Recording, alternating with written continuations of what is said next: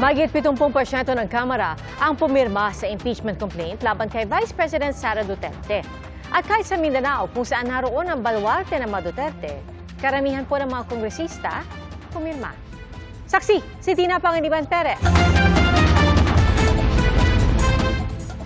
101 na kongresistang kinatawan ng Luzon, kabilang ang 25 mula sa Metro Manila, 40 na kinatawan ng Visayas, 41 na kinatawan ng Mindanao, at 33 na kinatawan ng party list. Yan ang bumubuo sa 215 na kongresista na lumagda sa impeachment complaint laban kay Vice President Sara Duterte. Mahigit 70% yan ng kabuuang bilang ng mga nakaupong kongresista.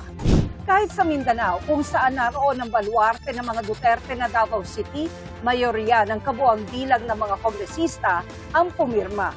Pero sa mismong Davao Region, kung saan galing ang bise, isa lang ang tinatawag sumuporta sa impeachment. Giit ni Manila Representative Joel Chua na isa sa tatayong miyembro ng prosecution panel ng Kamara sa impeachment trial, hindi ito desperado, hindi politically motivated at hindi rin minadali. Taliwas sa sinasabi ng kapatid ng bise na si Congressman Pulong Duterte.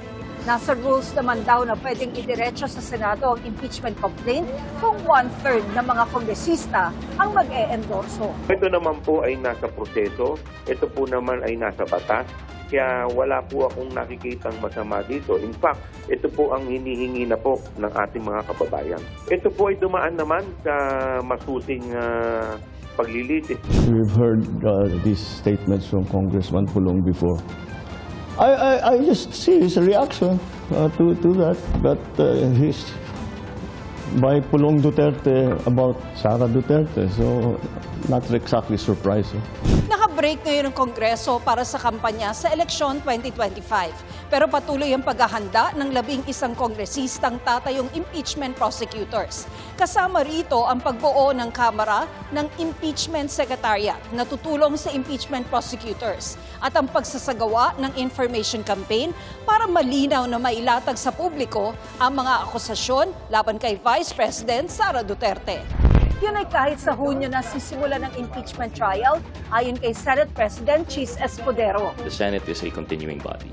The House of Representatives is not. If ever we have a new composition to 20th Congress, then I think they will just elect a new set of prosecutors if ever. It does not stop the process.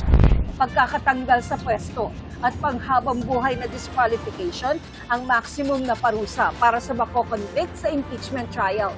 Pero sabi ni retired Supreme Court Associate Justice Adolf Ascuna na isa sa mga sumulat ng 1987 Constitution, pwedeng mas mababa rito ang sentensya.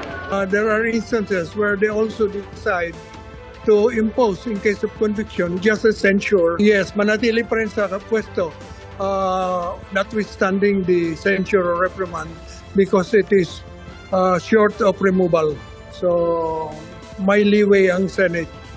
In case of conviction, Dagdag ni dating Integrated Bar of the Philippines o IBP President Domingo Cayosa, pwede pa rin sampahan ng mga kasong kriminal ang na-impeach na opisyal pagkatapos ng paglilitis. If a high government official is impeached and removed from office, it does not preclude the filing of criminal charges against that public official after the impeachment. Magkaiba naman ang pananaw ng mga legal expert kung pwedeng ipardo ng Pangulo ang na-impeach na opisyal. I believe the President has the power the pardoning power to, in case of, even in case of impeachment. The Constitution is silent on that. No, there's no pardon. Kasi nga, admin case yan, hindi naman yan criminal case. Para sa GMA Integrated News, Tina Pangiliban Perez, ang inyong saksi.